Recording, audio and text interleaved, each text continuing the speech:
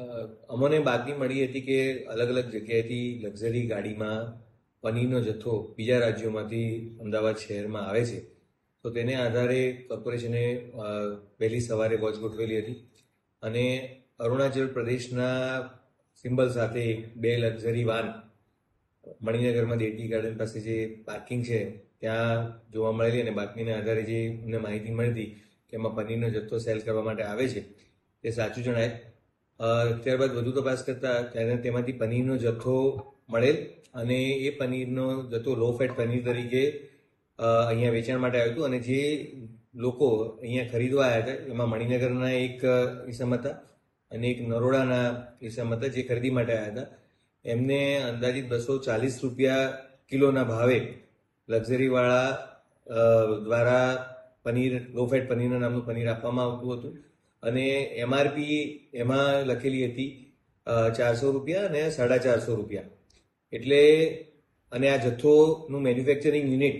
એક જોધપુરમાં અને એક પાલીમાં એટલે રાજસ્થાનમાં મળ્યું છે. એટલે જે એના પર લેબલ લાગેલું હતું એ પ્રમાણે જથ્થાની કિંમત જે કિંમતે વેચવામાં આવી રહ્યો હતો અને આ જે મોડસ ઓપરેન્ડી ધ્યાનમાં આવી કે ભાઈ લક્ઝરીમાં આવ્યું તો 100% એ એનાલોગ પનીરનો જથ્થો હોવાનું અમને લાગી રહ્યું છે. એટલે અંડર ધ એક્ટ સેમ્પલ લેવામાં આવેલું છે પનીરના જથ્થાઓનું તેમજ અમારા દ્વારા એ પનીરના સેમ્પલ લઈ અને લેબોરેટરીમાં મોકલી આપવામાં આવે છે. લગભગ 408 કિલો જેટલો જથ્થો એ વેચાણ માટે સ્થગિત કર્યો છે અને એને કોલ્ડ સ્ટોરેજમાં મુકાવડાવવામાં આવેલ છે અને હવે સેમ્પલના પરિણામ આવ્યા પછી જે તે મેન્યુફેક્ચરિંગ યુનિટ તેમજ જે લોકો ખરીદી કરવામાં આવ્યા હતા તેમના દ્વારા એવું પ્રાથમિક તબક્કે એવું જાણવા મળ્યું છે કે એ લોકો ફેરી કરતા હતા અને અલગ અલગ જગ્યાએ પનીર આપતા હતા.